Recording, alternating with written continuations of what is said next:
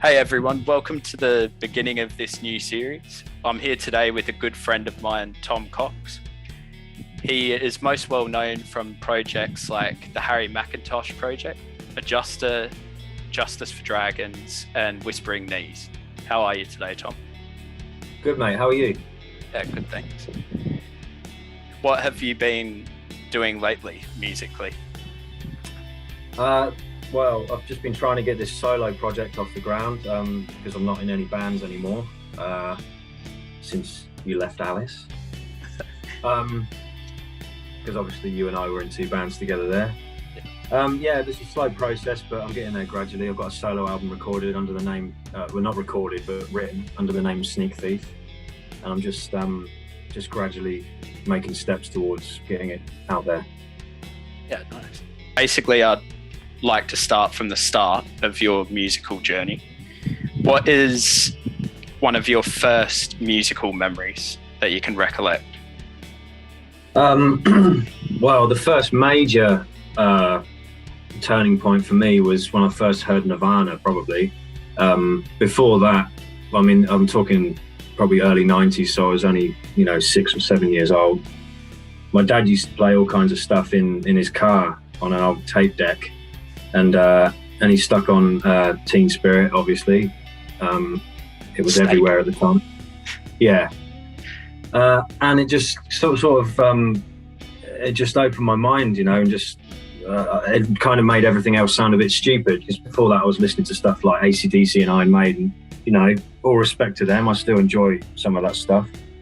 But there was something about Nirvana's music which was just it just seemed a lot more authentic. There was no sort of frills. They weren't trying to sound a certain way or portray a certain message. His Kurt's lyrics were quite sort of cryptic and interesting, and they weren't just singing about getting drunk and sleeping around and like the typical rock and roll stuff, or demons and ghosts and wizards and so yeah, that appealed to me immediately. Even as a 6-year-old, it was just like, this is awesome, Yeah. So from there, what made you want to start playing music yourself? Would you say Nirvana was a big piece of that, or had you already had an interest in playing before that? I'd already had an interest in playing before that, but I'd never had the means or the money really. I'd say probably Angus Young was the first person who made me want to pick up a guitar and play. Yeah. And then on my 7th Christmas, my grandmother bought me some old crappy 3/4 size acoustic. And so yeah, I've been playing. I didn't really start playing seriously till I was about 11 or 12. I just used to make noise on it and do that thing kids do. Where they just bash at it and it makes a terrible noise. But from the age of 11 or 12, I started learning Nirvana songs because they are pretty simple. But I learned just from listening, just from working it out, just from listening, yeah. And Nirvana and Green Day, probably the two big ones that got me into playing guitar, because it's all bar chords, Yeah. So it's quite simple stuff. It's a good starting point. And I think that's the good thing about Nirvana as well, because before Nirvana came around, there were all these sort of virtuoso guitarists and musicians who they were so out of reach from you're not your average working class person on the street. But Nirvana came along and they kind of made everyone feel like they could give it a shot. Oh well, these just 3 ordinary guys from a working class town, and they're playing this powerful music, and it's simple but it's powerful. Maybe I can try. Yeah. So it was very, very inspirational. Yeah, definitely. Yeah. With the whole Seattle scene there, with Nirvana and obviously Alice in Chains, Soundgarden, is there any other ones there that stuck out to you as much as Nirvana did, or was it? Yeah, well, Mudhoney is a big one for me. When I was growing up, my next door neighbour was this he was at university at the time, and he was this like really tall bloke with an afro and a leather jacket, and he was into all this music that I'd never heard before, and and he had a Fender Strat, and I used to go and hassle him for tapes to play his guitar, And I always remember, I don't know if it was a US Strat or not, but if it was, then Chris, if you're watching, you're probably not, but wherever you are, I'm very sorry. But I was sat on this chair with these wooden arms, they're quite pointy, and I just kept bashing the back of the body of the guitar into this arm of this chair, and I remember the dents, and I don't know, I was only about 6 or 7 at the time, but yeah. But anyway, no, but he used to record, record stuff onto cassette for me, and Superfuzz Big Muff plus Early Singles was one of the albums. Nirvana Bleach was another one. They're the only 2 I can really remember him giving me, but I remember getting into trouble because the Mudhoney album had swearing. Oh, right. So yeah, but yeah, I'd say Mudhoney, and I got into Soundgarden a bit later. But yeah, Nirvana and Mudhoney, probably the big ones from that scene for me. Yeah. So when you started playing your own music, you eventually made bands like Recognition, Scraggly Thorn, and you were in Cabbage as well. What was like the main influence behind those 3? Was that something like Nirvana or? I don't know really. It's hard to talk about this stuff. It's so long ago. But I was in a few bands before Recognition, but Recognition was the first thing that I played a gig with and recorded. And I guess I was just learning open chords around that time. I was like 15, and it was just like putting open chords together, making a combination that sounded good at the time, and just trying to write songs. You know, it's very rudimentary. It's not. Yeah, it's a bit cringe, but it's part of my story, so I'm not embarrassed about it. It's all good. Scraggly Thorn was when I started college, when I was 16, and it was just like I just seemed to attract other misfits because I wasn't sporty, and I wasn't like popular kid or whatever. I was just like this weirdo working my way through school life that some people didn't like, and a very small number of people did like. But Scraggly Thorn, it was just like I met these 3 guys. I went to school with Tom, the bassist, actually, who I've known for over 20 years. And we just said, should we, we noticed after a short time that we shared a very similar sense of humor. Should we just make a really, really horrible band that's going to really upset everyone and just the worst noise? And it was after hearing Mr. Epp and the Calculations, who were like an early kind of prototype grunge band, for want of a better term. And the Thrown Ups. Mark Arm from Mudhoney was in both of those bands. And they're just horrible. They're just horrible noise. Feedback, screaming, just like frantic, out of time drumming, out of tune guitars. And when you're a 16-year-old, that stuff seems a lot cooler than it does later on in life. But it was fun. We got together after less than a week of starting college, recorded our first EP using a pair of headphones reversed as a microphone, just sitting on a stool in the corner of the room. And we recorded the wonderful sound of a plane taking off.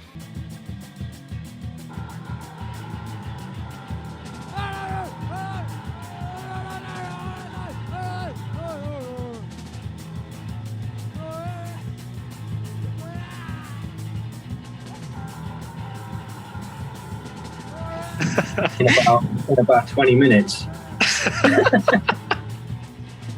And we became somewhat of like quite, locally well known. I remember signing the back of someone's Nokia 5110 or whatever with a Sharpie. It's like, oh, you did that song blah blah, didn't you? It's just like, total rip off of Bad Moon Rising by Creedence, but anyway.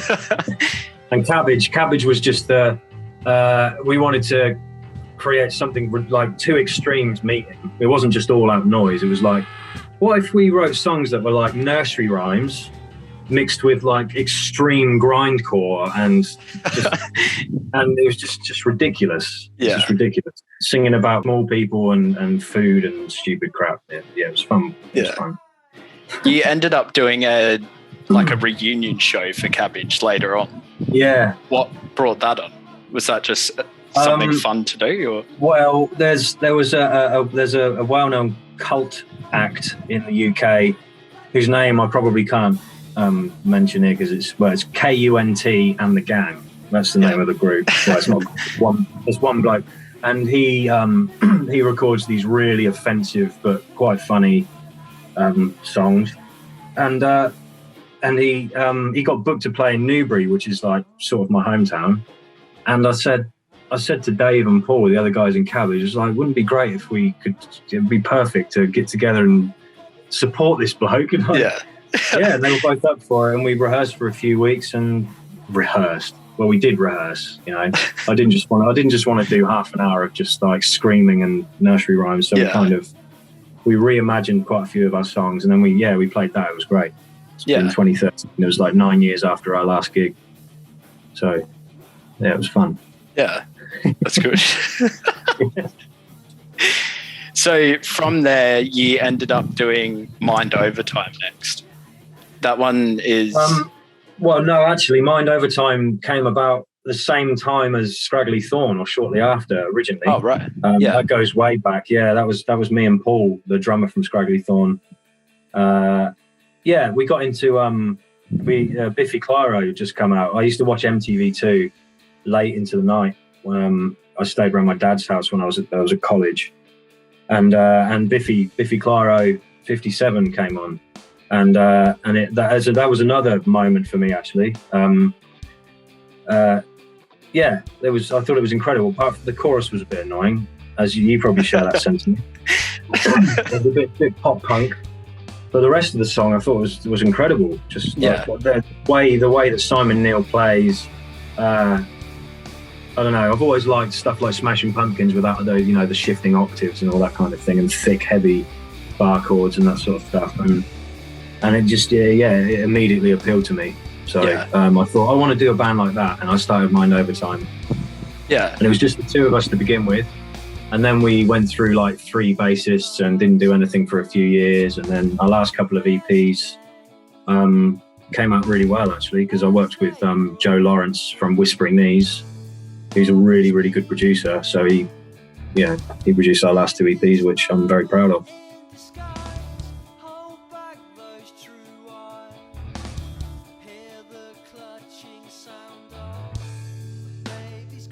The music from Mind Overtime is a lot different compared to Scraggly Thorn and Recognition. Yeah. Is that just because you found other bands you wanted to let influence you, or did you decide you wanted to do something different compared to those? Well, Scraggly Thorn was a joke. It wasn't, and Mind Overtime, I wanted to try and write serious, emotive music, Yeah. The life I was living at the time kind of affected the way it sounded. It's all very kind of, moody and, sort of depressive a lot of the time, but still, some of it's all right. Yeah. That was me taking a shot at trying to write serious songs for the first time. Yeah. Is there any gigs or anything from playing with Mind Overtime that stand out to you? Oh, blimey. We played to a lot of empty rooms. The thing I've always done throughout playing music, I've always been on sort of the outskirts of a scene or what's fashionable or popular. I've always been in that small group of people that play stuff that no one else likes or very few people like. And Mind Overtime, because we came from a scene in Newbury, we came from a scene where like all out punk, all out metal. Before that there was a big ska scene, big like ska punk scene, and I'm writing this moody sort of heavy Radiohead type stuff. Yeah. No one was interested in. When you're a teenager, you just want immediate, gratification. You want to walk into a gig and be punched in the face with some like screaming or or some fast punk or something like that. And we just we weren't like that at all. I like to think we had a bit more depth. I don't want to say that now looking back, because some of it is a bit embarrassing, some of the lyrics anyway, but we didn't really fit in anywhere. And that's the same with all my bands, really. Yeah. It's better I guess it's better to be different than following something else just to get people to come see you. Yeah, I'm glad that I've kind of walked my own path, even though I haven't, I wouldn't say I've succeeded in what I've created, but not as a commercial success. Yeah. But I'm still very, very proud of it all. Yeah, that's good. So from Mind Overtime, was it Whispering Knees next? Yeah, well, Whispering Knees started in probably 2003. Yeah. Yeah, and that was the first time I was in a really serious, focused band. Like when we started that band, we all said, look, we really want to make a go of this, and like this is going to be, we're going to work really hard. We spent an entire year before we played our first gig writing our set and perfecting our sound. We recorded an EP and then went out and played our first gig. Actually, I think for our first gig we had to cancel because I was seriously ill. And all the band came around just to check up on me. I was in bed throwing up into a bucket all day, and they all came around to check up to see if I was lying or if I was just bottling the gig, you know. And I'm not. I really was sick, and that was So we played another time, but that band was full of like hope and potential to really do something, because Joe Lawrence, the producer I mentioned earlier, he wrote all the songs, and he has a real gift, real talent for writing songs, and our influences were different, and just, you know, our mindset was totally different from all the other stuff I've done. And we were listening to stuff like, it's like a weird mix of the Mars Volta meets Blind Melon meets Bjork, Radiohead, all that kind of mixed together. So it's very interesting. That was great. We were on the cusp of like big things, then everyone got sick of it. Yeah. How long were you together before that happened? Something happened with the sound there, mate. Oh, did it? Yeah. I think there's like it's out of sync, and you were talking when your mouth wasn't moving. And oh, right. Cut that. Yeah. Go again. So, how long were you together before that happened? Before we started getting sick of doing the band and... Oh, well, it wasn't actually me. I wanted to continue, but they wanted to change the name, and they wanted to change direction and start doing more electronic-based stuff. And then it was our guitarist, Tim, who just said one day, I don't want to do this anymore. And yeah, that was it really. We were together for about 5 years. Yeah. We worked with a fella, Jim Warren, who is a very well-known live sound engineer. He works with Nine Inch Nails, Radiohead, Peter Gabriel, and heaps of other people. And he produced our third EP, but for some reason there was always something stopping us from getting to that next step, you know. Oh, we're going to book a tour, but then never amounted to anything. Oh, we're going to release this song, properly on this label. But it ended up just being on a handful of CDRs, and, it never really, it was a shame really. We just kept getting held back for some reason. Yeah. Because I think that band had a lot of potential. It was a good band. Yeah. Do you like to go back and listen to that, or is it a bit hurtful because you were on the cusp of it? Oh no, I'm not like I've got a completely different approach to music these days. I'm not really, I'm not doing it to become successful. I'm just doing it to create. So I look back at that and I'm just like, oh, that's quite cool. I was a part of something pretty cool. Yeah. But, maybe shortly after the band ended, I might have felt that way. And I know that I used to contact the guys every so often and say, oh, should we try again? Should we give it another shot? Should we play another gig? And there was just little to no interest. And so I've just had to accept that that's that, over that chapter there. And I can revisit that when I want. I don't listen to it that often. Maybe when I'm, with some mates and a few beers, I'm like, oh, check this out. I did this years ago, but yeah, not that often. Yeah. When you listen whoever's watching this, go and listen to Whispering Knees. It's all on YouTube. Yeah, go check it out. I'll put the links and stuff down below so people can check it out as well. Awesome. The first EP compared to the last one, you can hear the progression of all of you, a very major progression in style and your ability to play. The singing is not a lot better, but his vocals improve a lot. It is. From Joe would be the first to say that his singing is a lot better. Well, we worked really hard because we wanted to make a go of it with that band. So we used to rehearse for hours and hours most days. Then you can really hear that with each subsequent release. So we just worked really hard, and Yeah, that first EP is pretty cringe. He recorded it in his shed. It was like when he was just learning how to use Cubase, a really like old version of Cubase on this crappy laptop. It wasn't a laptop, it was a PC, I think. But this is like, we're talking 2003 or something, so it was rubbish. Yeah. Probably before you were born. From there, has Joe continued doing music? Has he got any other projects? Yeah. Well, no, he's a full-time producer now. He's in very high demand. He gets paid a lot of money to write songs for other people these days, and I think he does a lot for like K-pop and things like that. Yeah. But the last few times I've seen him, I see that, you know, there's something there that he kind of misses the guitar, you know, writing songs on the guitar and playing in a band with your mates. And it's a great feeling, you know, when you're all there together and it's gelling, it's going well. And I think he misses that sort of that connection, because he sort of just works alone, I think, as far as I know. But he's a very talented producer, and songwriter. Yeah, that's good. Yeah. How would you say the music scene in the UK in your area was at that time? Because this was like your first serious band. Yeah, well, again, it was where we were from. It was mostly just punk and metal. They were the prominent forces in the scene. So we were doing this sort of psychedelic alternative stuff, which was kind of classed as outsider music, you know.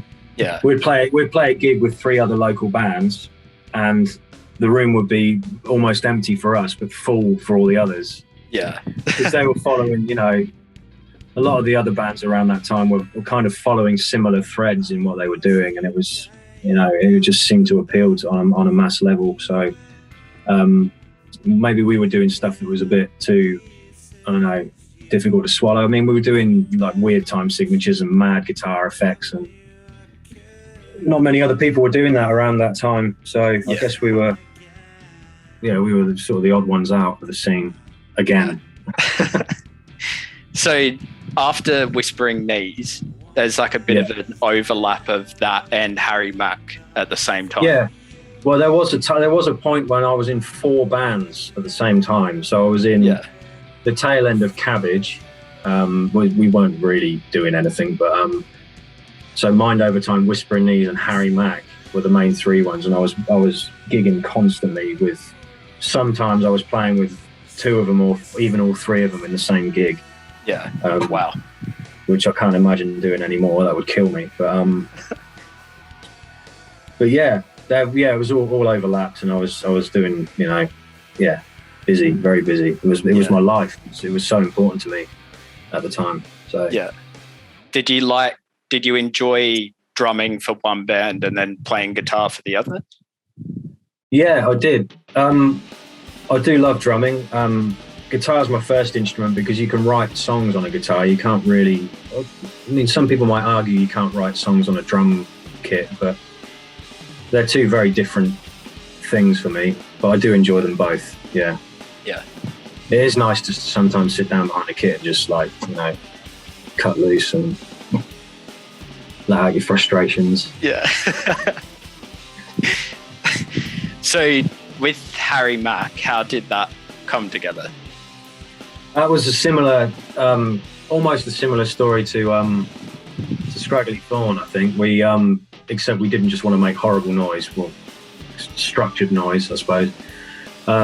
We were a bit disillusioned with the scene, you know. It was all, to us, it was very boring, you know, all this generic, every punk band and every metal band just sounded the same as the last, unless like, oh, they've got a trumpet, and that was the only interesting difference. So I met Jack, the vocalist, through my girlfriend at the time's best friend. He was going out with her, and I already knew Tom and Paul from school and college, and I just wanted to start a band where I just wanted to write music that really annoyed everyone and just made people recoil in horror. And I want to play gigs with normal sounding punk and metal bands and just see the look on their faces when we come out with this I was a bit of a, I don't know, antagonistic character back then. So I got Jack in the band. He was in a band called Dirty Little Children before that, which he tried to do his like serious like punk voice and like sing about important issues. I don't want to speak for Jack. You can talk to him about that, but Harry Mack was just going to be the most ridiculous, just nonsense. And I want you to sing like a seagull. I said, like, I want you to sound like you're like a seagull that's having rocks thrown at it or something. Yeah. You know? How did he react really to angular you? And technical. Sorry? How did he react to you saying that to him? That you wanted that sort of... He did it. He was like, yeah, all right, yeah, I'll do that. And it was hilarious. And it made me laugh for 10 years every time he did that stupid voice, every gig. Of the hundreds of gigs we played, it always was just like, is this actually happening? Are we in a band where the singer does that? Yeah, we are, whatever. You know, and so we did 2 EPs in that style. I mean, we were really into the Murder of Rosa Luxemburg and the Blood Brothers at the time, who were kind of similar bands. It's kind of like this. It sounds like it's going to fall apart any minute, but it's really kind of angular and technical and structured. But it's played in like the spirit of punk and with the attitude of punk. We did 2 EPs in that style, and then we broke up for a few years and then got back together. And our last 2 EPs, we sort of felt like we wanted to make a go of it seriously and try and, you know, do the thing I did with Whispering Knees, where we recruited Dave, the singer from Cabbage. He was also in Silosis, name drop, and on guitar, because he used to come to all our gigs and film us and stuff. He loved us. And we started writing serious songs, you know. I was listening to like the Jesus Lizard and Scratch Acid and stuff like that at the time, and I thought, oh yeah, no, this is kind of like an evolution of Harry Mack and what we were doing before, but with a bit more sort of focus, you know. And so we started trying to write serious songs that weren't too boring, but still had a bit of that old spirit, you know. Yeah. With the occasional squeals and weird times. Yeah.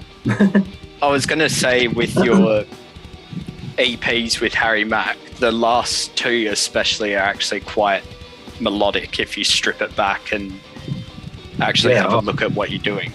What was the writing process from the first 2 compared to the second 2? Well, with the first 2 EPs, I just wanted to kind of just mash as many different riffs together as possible. Yeah. Okay, we'll play this one, and then you have to suddenly change into this completely unrelated section. Yeah. With a stupid time signature and it makes no sense, and then do another one after that. Maybe we'll revisit the first one, but maybe we won't. So some songs would never repeat the whole way through. Yeah. So with melodic, I don't know. Yeah, with the last 2 EPs, what they have in common, though that first EP, that Macrophage EP, I got up in the middle of the night and wrote all 4 of those songs in one go. Yeah. And the similar thing happened with the last EP as well, and maybe the third. I just had these bouts of sort of an explosion of creativity where I just write the whole thing all in one go.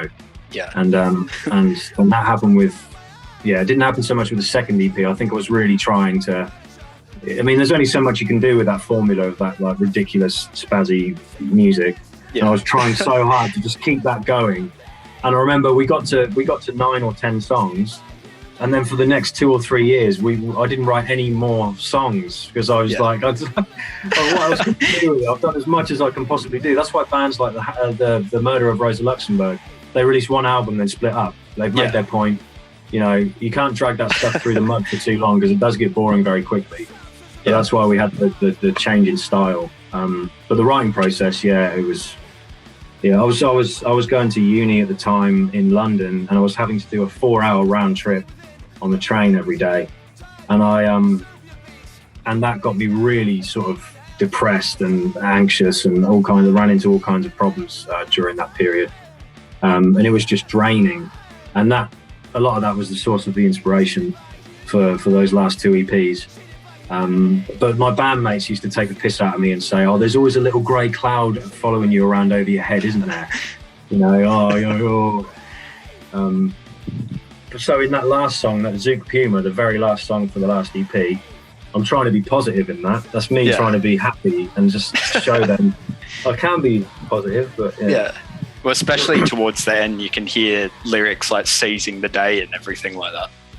Yeah, well, I don't know if I was trying to appease them, but I maybe had a change of heart. Well, maybe a bit of self-reflection. Maybe I am this mopey, miserable git who just walks around just being moody and miserable. So I tried to be a bit more uplifting. Yeah. And I think that comes through in the music as well, because it's these big sort of victory chords, I call them, Yeah. Sort of positive. Yeah. So in between those 2 EPs, there was a bit of a gap between there. Was that a hiatus or? Between the last 2 EPs? The second and third EP. Oh yeah, we just kind of, I think we got a bit sick of it. I think Jack was sick of doing this kind of clown act every time we played. And like I say, for 2 or 3 years, we were playing the same 10 songs every gig. We just used to shuffle the order about a bit, and it becomes so stale, and it's just like, again and again and again, the same thing over and over again. So we just knocked it on the head and thought, no, I've had enough, and sometimes you need to go away from something to appreciate it and then, revisit it and try and work out how you can change it or just leave it altogether. And luckily we were asked to play a charity event. Actually, not luckily, but unfortunately it was because of a mutual friend of ours passed away. And I organised a gig in Newbury to raise money for the British Heart Foundation, because he died from heart failure. He was only 30 years old. It was really sad. But that's awful. I wanted to get, because he was this well-known figure in the local scene. He used to go to every show and support every local band. He was this big character, and I wanted to kind of revisit that golden era of. There was this place called the Waterside in Newbury, which was the hub of like gigs, and all the local bands played there. And I kind of wanted to just revisit those golden years and just get a load of old bands back together, and Harry Mack played, and then we just stuck with it and thought, why don't we just stick together and write some new songs and just see where it goes? So that was good. For a while, until I moved to Australia and split the band up. So I take full responsibility for that. Would you ever think about doing another like reunion with Harry Mack?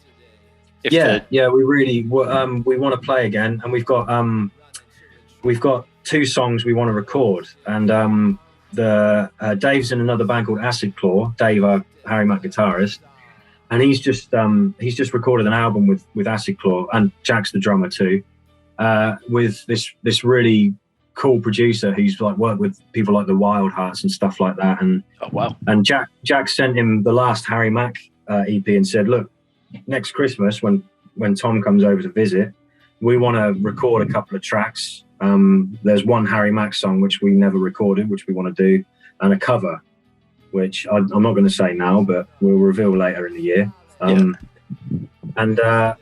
And he loved it. He was like, yeah, definitely. I'm going to make a space in my diary for you guys. You can have a couple of days in the studio. And so I'm really looking forward to that. And hopefully we'll get a chance to play a gig as well. Yeah. Between when that hiatus with Harry Mack was on, you had Justice for Dragons come up. That's right. Yeah. Was that, it's quite an interesting band because it's just you and the drummer Griff. How did that one come about in that time? Well, that came about because the last few Harry Mack shows, or might have just been the last one, Paul had quit. Our drummer Paul had quit before that, so we had to find a replacement for him just for the last few gigs. And my first choice is my mate Griff, who's an amazing drummer. I've known him for years. Immediately I was just like, yeah, Griff, definitely, he has to do it. And we didn't rehearse as a whole band. I used to go around to his house, and he had this little room next to, like, an offshoot to his bedroom where he had his drum kit set up.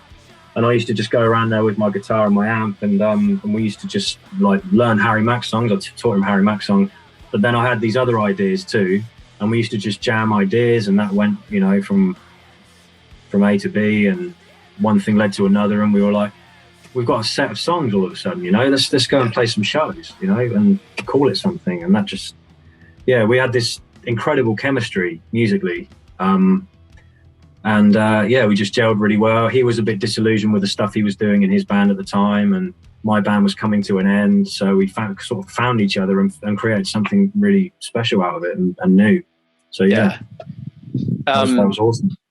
The album cover for Justice for Dragons, where did that come from? It's very I can't remember. Can't remember. I mean, we're talking 10 plus years ago now. Yeah. So I think I just wanted to just find weird, annoying, stupid stuff and just put it on my music, you know? Yeah. I mean, it's the song titles. Yeah.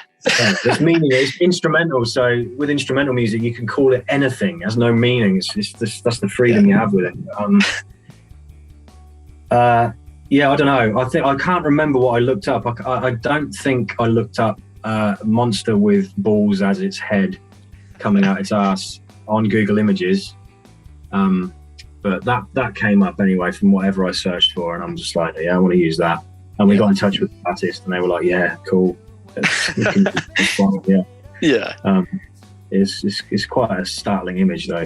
And after I found that image, I listened to the album and I thought this actually follows quite a linear sort of almost like a musical story. And I was going to ask you, because from start to end it sort of has almost like a concept album feeling to it. Even though it's instrumental, you still have this feeling of something happening. And a lot of the time you forget that it is instrumental. You sort of just encapsulated by it. Yeah, we seem to fill a lot of space with just two instruments, which was cool. But yeah, after that, I can't remember. I must have found the image first, because that gave me the idea of the concept behind it, of that creature on the front cover doing a Godzilla and coming in and destroying a city, and then the people overcoming it and destroying it and killing it in the end. And the music for those 6 tracks, that kind of does follow that story. Yeah. It comes in with those drums fading in with the banging drums. It's like that's the thing marching towards the city. And and there's like moments of serenity where you think it's dead, and then it comes back, and then there's one final battle, and it's kind of that imagery played over in my head when I heard it. So yeah. Did you ever want to have like a video to go along with that album? Yeah, definitely. And I asked a few people, but it was too expensive, because it would have had to be the whole thing, you know, to do a 25-minute animation. I wanted it to be animated, and it would have just been so much. You know, we weren't signed, we didn't have any money, you know, so it would have just been too expensive. And then I moved to Australia in 2012 for a year, and then Griff went off and did Rosadera, another awesome band worth checking out. And then the band sort of died, really. I mean, I came back after a year and we did a few more gigs, but then it fizzled out for some reason. I mean, I don't really know why. We tried to recruit a bassist and had a few rehearsals with him, bloke from a band called This Is Shark Country. Lovely guy. Yeah.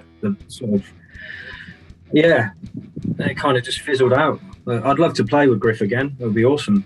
Yeah. One day. Yeah, that would be good. With all your album covers, going back to like the art of your music, they all have these either strange or really standout images. Do you feel that you pick the album cover to go with the music, or are you just looking for something to stand out with? I reckon those two kind of go hand in hand subliminally for me anyway, because I mean, if I'm writing music like that to start with, then the artwork isn't just going to be a picture of my face, you know, with no expression. It's gonna even without me thinking about it, I'm going to find something that's going to be different or not mainstream. With Harry Mack, there's sort of a running theme of like disease and death and medical procedures and that kind of thing. Which was completely subconscious. I had no idea until a lot of the time I look back on the stuff I've done, and it was all kind of subconscious at the time. I didn't know there was a theme or what I was trying to say, and now it all makes sense years later, you know. But yeah, they can sort of go hand in hand, I suppose. Yeah. Do you feel that art inspires you musically at all? Oh yeah, I think so.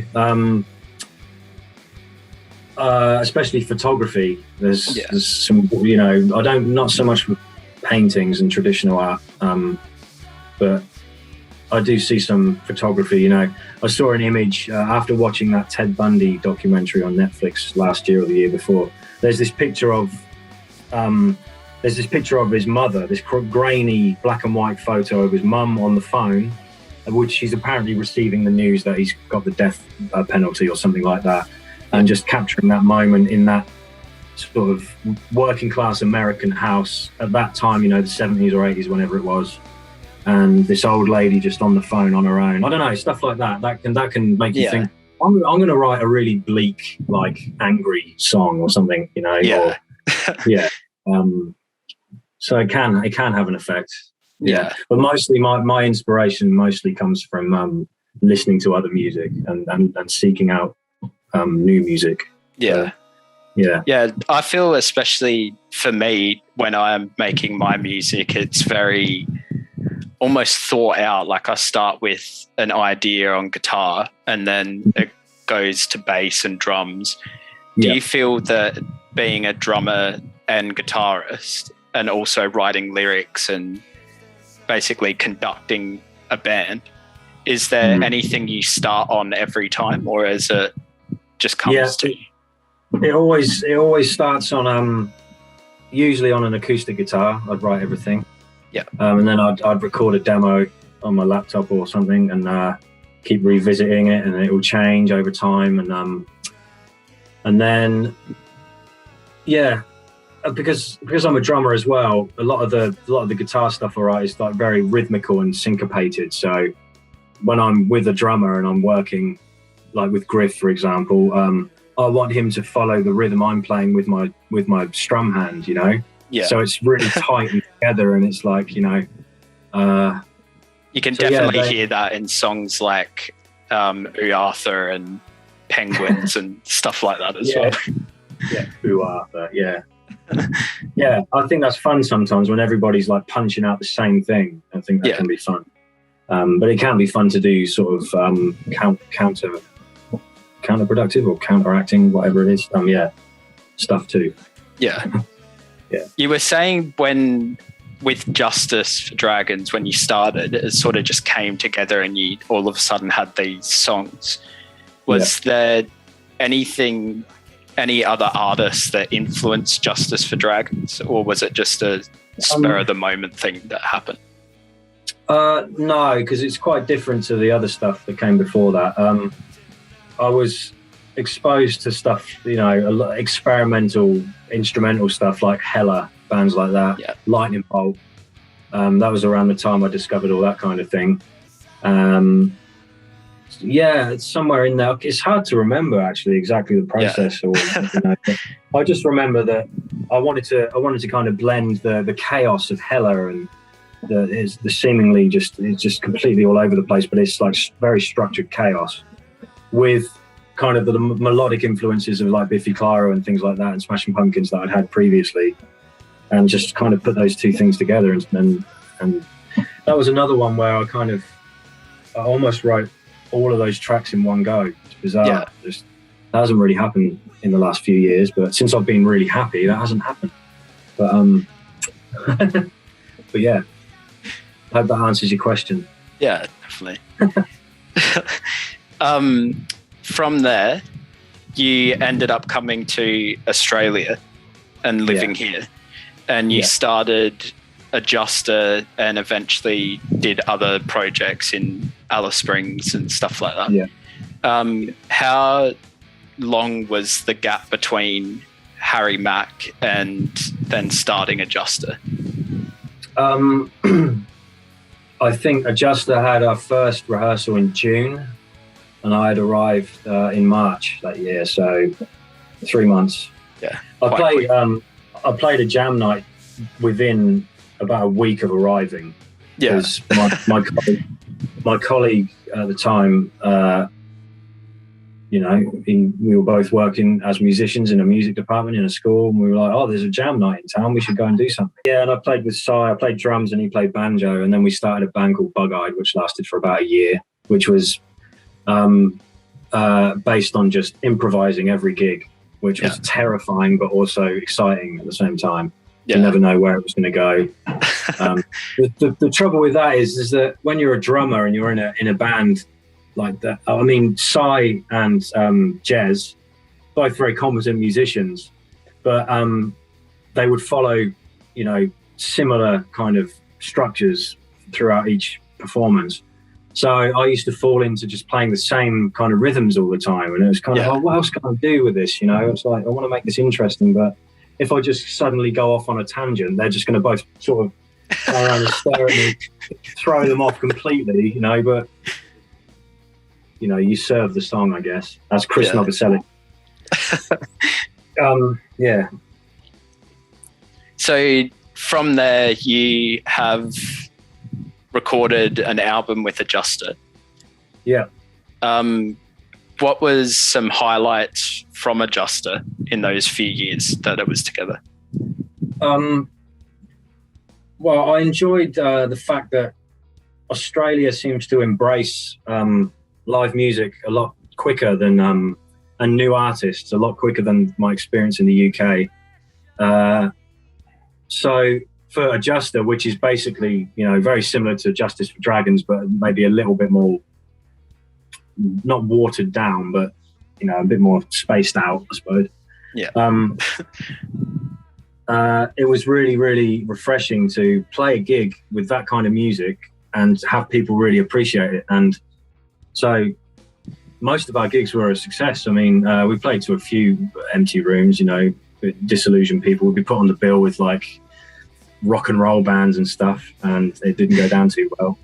But we played, Blacken Festival, which was awesome. We played that twice. And as you know, this is weird sort of talking about this, you were in the band.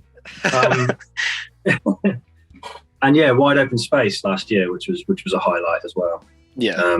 And there have been heaps of sometimes it kicks off there's a venue called Epilogue, and you're just like, oh, this is a room full of people trying to dance to this like really weird music. It's not weird music, it's only guitar, bass and drums, but we tried to make it interesting with time signatures and things like that. Yeah. But all these free spirits just, and then you play the following week, and there'll be a man and his dog watching in disbelief. So it's really odd. What are some, being in all these different bands, how you were saying they're very out there and what you were saying was weird, what are some of the best reactions you've had from people in a crowd? Best or most memorable? Yeah, go most memorable. There was that time when Harry Mack, early on, when we were playing the really annoying stuff, we played in this pub in Aylesbury, and little did we know, it was like a bikey pub, so it was full of these massive blokes, Harley riding blokes with leather jackets and Metallica t-shirts. And Jack, our vocalist, is quite provocative. When he was on form, he could be extremely confrontational and intrusive, kind of like Iggy Pop on speed or something. But and I can't remember the exact story, but he ran out into the crowd, knocked someone's pint out of their hand, some big burly bloke, and they were shouting faggot at us in between songs, and we had to end the set short, and we left without our payment, which I believe was like a box of Fosters or something like that. That's how you, that's how they paid you. Either exposure or you can have a beer, Like, thanks, that's going to pay my fuel to get home, isn't it? Other memorable, put me on the spot now, but when he's stripped down to his pants and he's pouring beer into a shoe and drinking it out, and and fully naked a couple of times, and we've been banned from a couple of venues. We've had noise complaints. It's been eventful. It was fun. Yeah. And there were a couple of others. Yeah, and then the human pyramids. We sort of had a small following towards the end, where a lot of the same people would come and watch us play, and they would make this human pyramid in front of the stage all the time. Yeah. Always a highlight. That was fun. Pick Jack up and throw him across the room or something. And I was usually just staring down, trying to focus and get the song right. I wasn't really, because if I looked up and stared, saw what he was up to, I would have lost my way. With all the bands that you've played with, and obviously opening for other bands or having bands play on the same bill as you, what are some that you have found through playing with your bands that have stood out to you and you still listen to or come back to now? Heights would be one. Heights, band called Sky Hitch. These are bands that Justice for Dragons played with. Shield Your Eyes, another one. Hot Head Show. Although I saw Hot Head Show supporting Primus when I first went to go and see Primus, and somehow found their contact details and got in touch with them, and then said, "Oh, do you want to come and play in Basingstoke?" And ended up supporting Hot Head Show, which is Stuart Copeland's son, Stuart Copeland from The Police. Yeah. And that was incredible. That's a highlight. Cleft is another one who I discovered through. I played with them in Bristol a couple of times. So yeah, there's a few for you. Yeah. Oh, that's good. Yeah. So the last question that I have for you is, if you, obviously at the start you were talking about Nirvana and how you were listening to AC/DC, and then further on you ended up finding things like Biffy Clyro, Hella, stuff like that. Now at the age you're at now, what are 3 albums that you would show someone that might not know any music at all? Well, my favourite album of all time, which has always been In Utero, Nirvana, so that would probably be a good starting point. Heaven Born and Ever Bright by Cardiacs. Incredible band, check them out. Yeah. Not you, I know you know them. Watching out there, check them out. And 3, I've always got those 2 in the bank. And then when I get to 3, it's really difficult, because I think Siamese Dream, Smashing Pumpkins, but then Ocean Size, FLRS or something like that, So maybe we can do a tied 3rd. Yeah, tied 3rd. Yeah. But I mean, they all fall under that alternative rock. Well, apart from Cardiacs, which is a bit more out there. Yeah. But yeah, those are, and then there's Biffy, of course. No. But yeah, they all kind of like extremely influential albums in my musical world, definitely. Yeah. Well, I'll get you to get a few songs together as well, and we will have a Spotify playlist for people to check out of bands that have influenced you, your own bands that you've been in, so people can check out all your music as well. So if anyone's interested, there will be a link down in the description that you can check that out. And yeah, that's it for the interview then. No worries. Thank you. Cheers, mate. Thank you for coming on and talking about your music. No worries. It's been a pleasure. And anyone that is watching, there will be links to all of Tom's bands, all of his music, and the Spotify playlist of his influences. And make sure you check out his Facebook and YouTube channels of his bands. And hope you all enjoyed this interview, and we'll see you next time.